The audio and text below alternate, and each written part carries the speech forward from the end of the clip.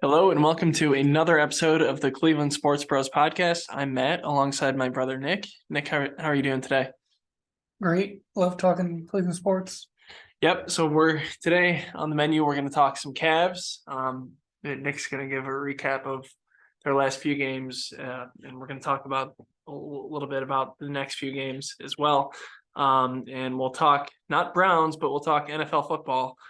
We have the championship games coming up this weekend, so some big games with some star quarterbacks, and one not so star quarterback that is performing really well, and I'm sure a lot of Browns fans wouldn't mind having. But Nick, let's get started with the Cavs. Yeah, so Donovan Mitchell has sat out the past three games because of injury. He's expected to return tonight. But I wanted to point out Cleveland in the span of the three games went 1-2, losing to the Memphis Grizzlies, heartbreaker, 115 to 114. They had a chance to stop a 10-game win streak by Memphis. There was some confusion with Darius Garland and GB Bickerstaff. The team basically forgot that they had a timeout remaining, and with plenty of time, once they got the play going, Darius kind of panicked and thought he had less time than what he really had, and couldn't really get up a good shot, and eventually the clock hit zeros, and it just hurt. Not good enough communication, and it was a good matchup against a good team, but they fell short. Yeah, that was definitely an unfortunate way to end the game. But again, you're going to lose some close games. Of course, you want to win the majority of those, but losing 115, 114, not the worst thing in the world. So what happened against the team that everyone in Cleveland loves to hate, against the Golden State Warriors the next game? Yeah, so the Warriors in this game was in Cleveland, again without Donovan Mitchell, and the thing was the Warriors didn't have their key players. They didn't have Splash Brothers, Clay and Steph, and they didn't have Draymond, and yet their backup players put up a total of 21 threes, and 14 of them came in the first half. And I know the score made it seem like a close game, but it statistically it was not. And uh, I know fans have talked about they wanted to see Mobley, put up more points and maybe get more chances because we see him as a future star. That came when the Cavaliers faced the Milwaukee Bucks. Now, they didn't have Giannis Antetokounmpo, but in that game, Mobley put up a career high 38 points and 11 assists, and it was a big win. They beat the Bucks by more than 14 points, and that's a team right at the top of the Eastern Conference. Right now, the Cavaliers are in the fifth seed, and it was a really exciting game. And I know there's only one basketball, but if they could get Mobley more involved, they could be an even greater threat offensively than what they already are. And Mitchell, Cavaliers play the New York Knicks tonight, a team Donovan Mitchell nearly went to. He's from New York, and he had a full practice yesterday. Mitchell is expected to play tonight at Madison Square Garden.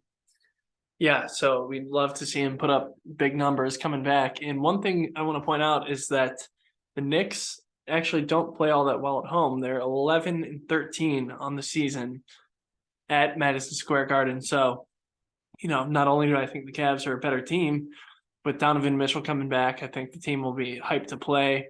Away teams are always excited to play at MSG. So I definitely think the Cavs can and should take advantage tonight and should get a win on the road. It's always tough to win on the road, but I like their chances tonight. Definitely. And Uh, we also know the trade deadline is coming up. I've heard some rumors uh, of who the Cavaliers might want to trade. Not exactly who they are looking to get, but I've heard the name Jetty Osman thrown around, and maybe even Lamar Stevens. I don't know what they have in mind, but you never know what's going to happen, and that's coming up in a few weeks as well. Yeah, I wouldn't be surprised if they didn't do all that much around the deadline just because they made such a splash in the offseason. But like you said, you never know. This front office has clearly shown that they are willing and able to take big swings. So yeah, that'll definitely be exciting to see what happens with that. Nick, anything else on the Cavs? Yeah, one final thing is the next three games. I don't believe they should be listed as extremely tough. We already pointed out the Knicks tonight. Then they go on the road to face the Houston Rockets and the Oklahoma City Thunder. So games the Cavaliers should be able to handle, but they have been a more winning team when they played at Rocket Mortgage Fieldhouse.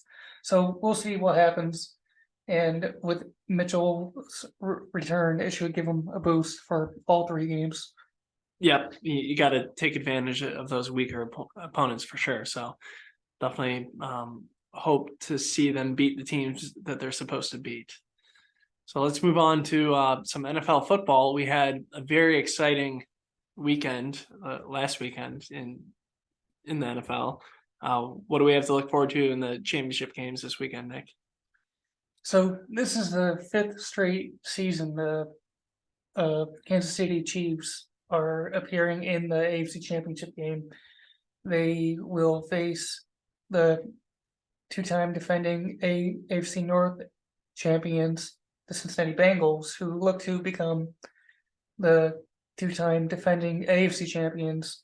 Cincinnati played in the snow in Buffalo and just really annihilated the Bills, and their defense just didn't have much of a chance. Burrow, the team's first two touchdowns were passing touchdowns, and I recall there was talk of a potential neutral championship site if the Bills had won.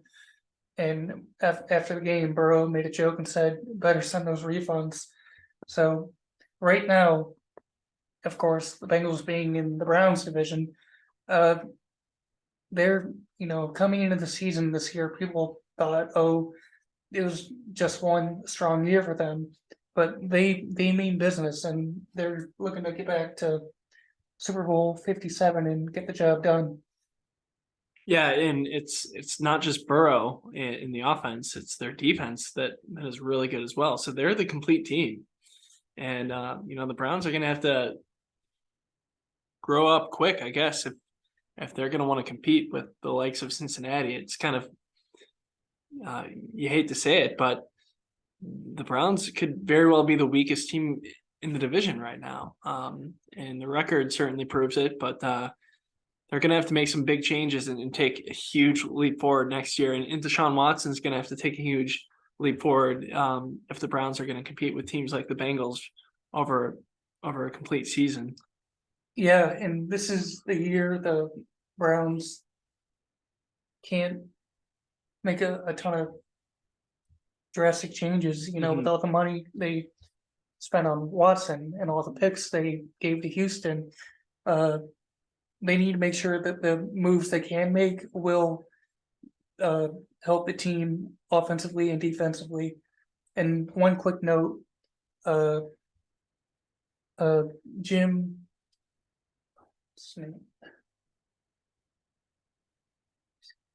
Schwartz.